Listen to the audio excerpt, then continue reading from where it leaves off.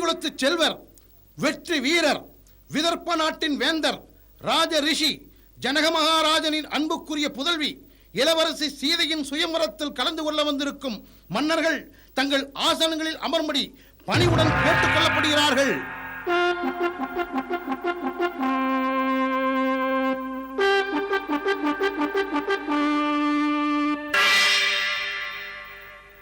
நிமிகுலத்து செல்வர், வெற்றி வீரர், இந்த விதர்ப்ப நாட்டின் வேந்தர், ராஜ ரிஷி, ஜனக மகாராஜர் அமைச்சருடனும் தனது சகோதரருடனும் இந்த சுயவரம் மண்டபத்திற்கு வருகிறார் வருகிறார் வருகிறார்.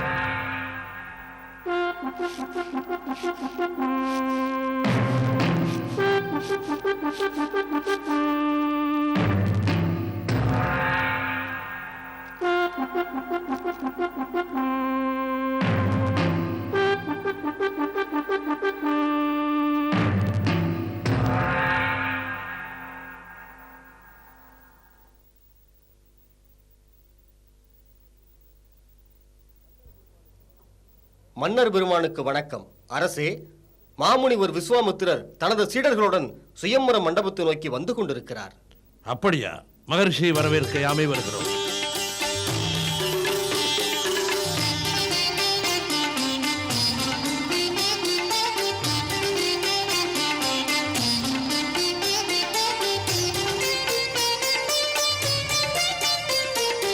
வரவேண்டும் வரவேண்டும் ராஜரிஷி விஸ்வாமித்திரர் அவர்களே. தங்கள் நல்லாசியால் என் மகள் சுயம்வரம் இறுதியே நடந்து அவள் மனம் போல் மணவாளன் வாய்க்க வேண்டும்.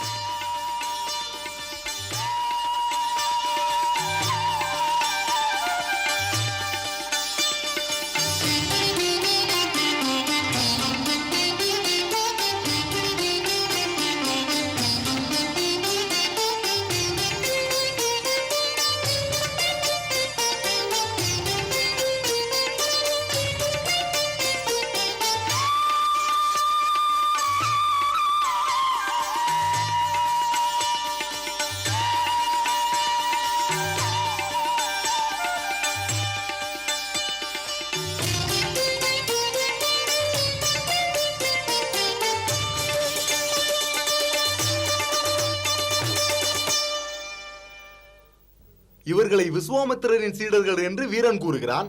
ஆனால் இவர்களை பார்த்தால் அரசகுமாரர்கள் போல் தெரிகிறதே. இந்த வில்லை வளைப்பதற்குத்தான் போட்டி நடக்கிறது.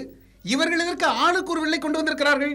பொறுத்திருந்து பார்த்தால் தெரிகிறது. அதற்குள் ஏன் வீணாக ஆராய்ச்சி செய்து அலட்டிக் கொள்கிறீர்கள்?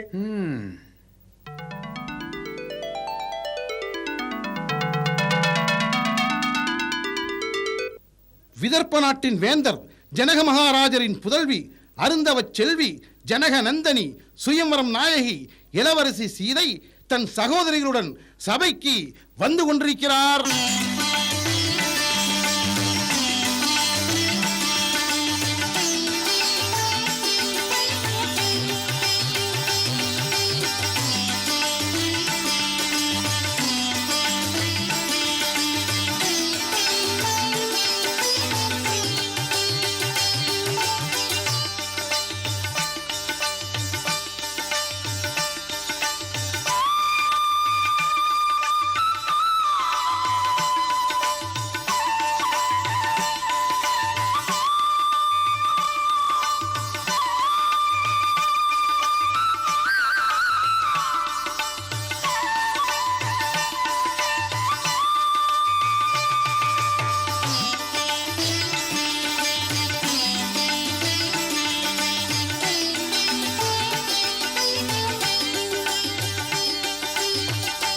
சுவாமி, சுயம்வரத்தை துவங்குவதற்கு தாங்கள் நல்லாசி வழங்க வேண்டும். ஜனகராஜனே, சுயம்வரத்தை நடத்துபவன் நீதான் என்றாலும் அதை நடத்த வைப்பவன் அந்த நாராயணன். எங்கும் இருப்பவன் அவன். இங்கும் இருக்கிறான். எல்லாம் சுபமாகவே நடைபெறும்.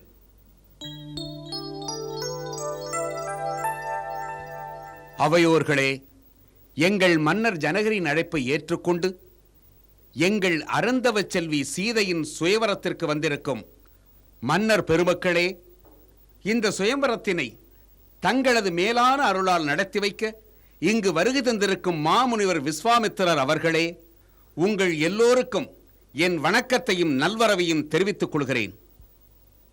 நல்லோர்களே, இங்கு வந்திருக்கும் 56 தேசத்து அரசர்களுக்கும் எங்கள் மாமன்னரின் சார்பில் எமது புலவர்கள் நல்வரவு கூறுவார்கள்.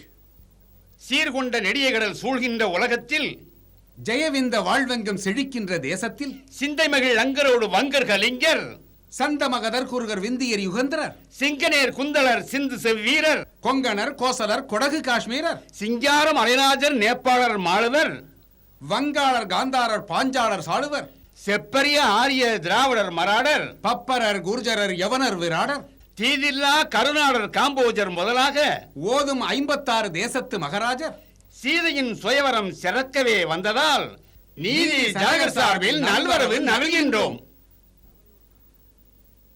அவையோர்களே, என் இனிய மகள் சீதையின் சுயம்பரத்திற்காக என் அழைப்பை ஏற்று வந்திருக்கும் மன்னர் பெருமக்களே, இதோ உங்கள் முன்னால் இருக்கும் சிவதனுசின் மகத்துவத்தையும் வரலாற்றையும் நீங்கள் அறிவீர்கள்.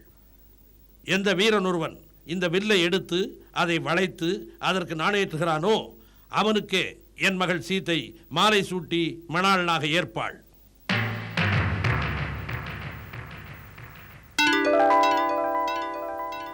இனி இந்த சுயம்பரத்தில் கலந்து கொள்ள விரும்பும் மன்னர்கள் தனித்தனியே இந்த சிவதனுசை வளைத்து நான் ஏற்ற முன்வரலாம்.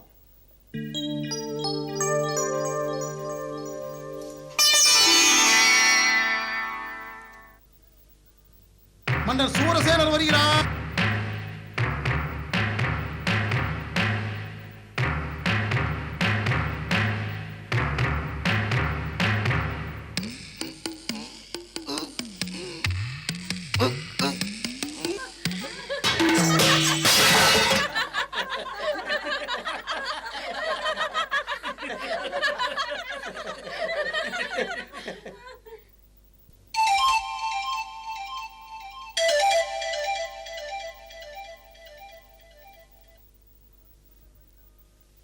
அவந்தி மன்னர் வருகிறார்.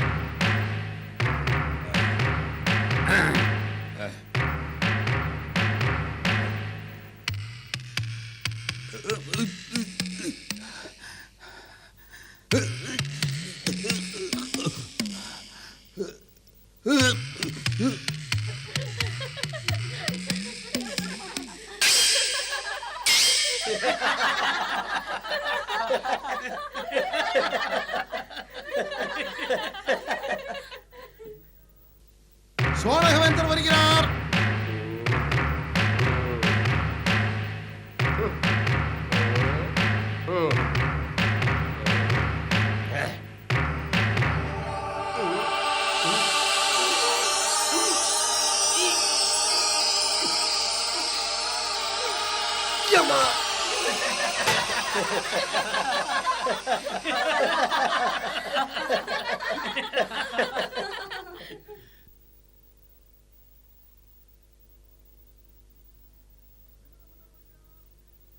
நிடத மன்னர் வருகிறார்.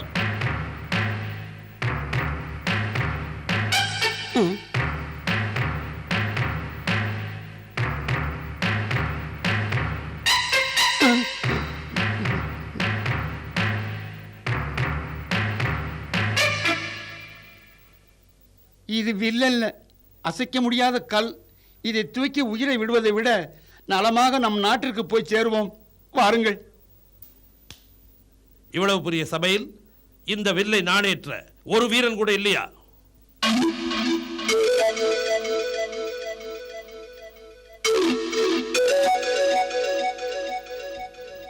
ராமா, நீ யார் என்பதை நிரூபி. விஸ்வாமித்திரர் அவர்களே, இது எங்களை போன்ற மன்னர்களுக்கான சுயம்பரம். இதில் ஒரு முனிவரின் சீடர்கள் கலந்து கொண்டு சிவதனுசை வளைக்க முயற்சிப்பது எங்களை போன்ற மன்னர்களை அவமானப்படுத்துவது போல் இருக்கிறது. மன்னரே, முனிவரின் சீடர்கள் அரசகுமாரர்களாய் இருக்கக்கூடாதா? ஓஹோ, நீங்கள் குருகுல வாசத்தை முறைப்படி பயிலாமல் நேராக மன்னவரானவர் போல் தெரிகிறது. இவன் அயோத்தி சக்கரவர்த்தி தசரதரின் திருக்குமாரன் இளவரசன் ராமன்.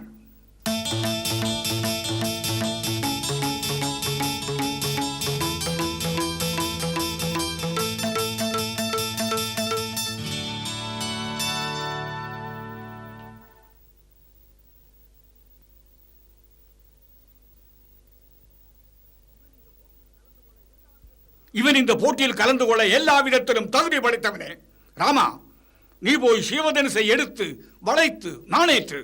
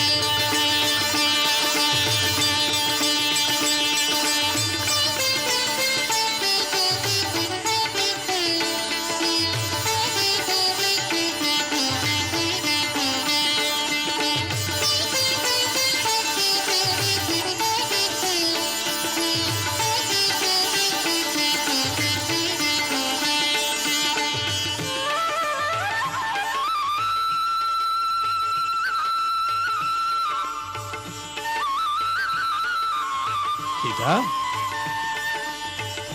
சீதா, அக்கா, அக்கா, அக்கா.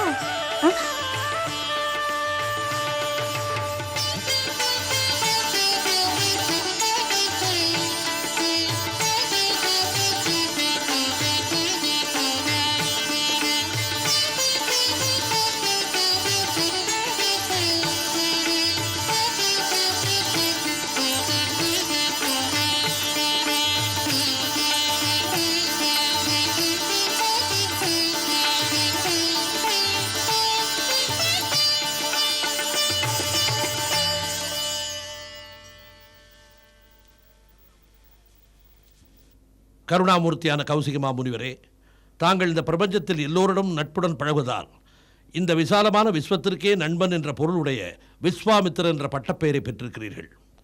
ஆனால் இன்றோ எங்கள் குலத்திற்கே நண்பனாக மட்டுமல்ல, தெய்வமாகவே மாறிவிட்டீர்கள். ஜனகராஜனே, நான் அப்படி என்ன மிகப்பெரிய நல்ல காரியத்தை செய்துவிட்டேன்? என்ன நல்ல காரியமா?